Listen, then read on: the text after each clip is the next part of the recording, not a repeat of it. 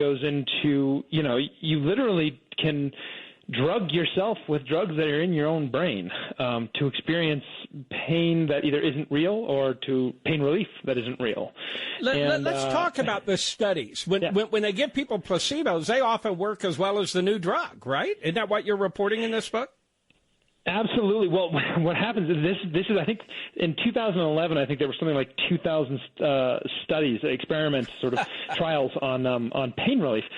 They turned into five treatments. 2,000 studies, 5 treatments. That's not real good. That's not real good. And the problem is that so many people respond to placebos. It's hard to beat it, and a drug has to beat a placebo to be a drug.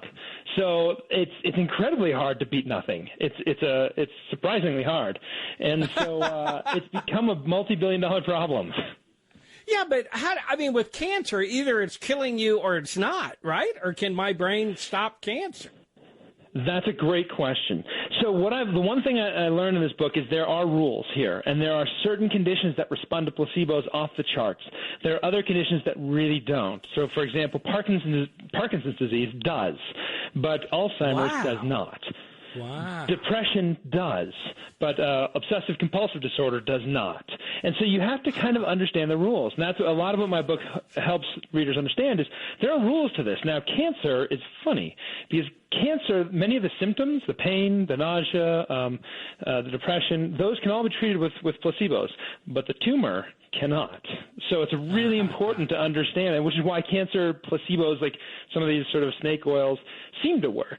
But you have to be really careful because there are rules, and there are some things that are very vulnerable to placebos, but there are others that are not. And that's what I think is the most fascinating part of this whole thing, is there are rules. We're figuring them out, but they're out there somewhere.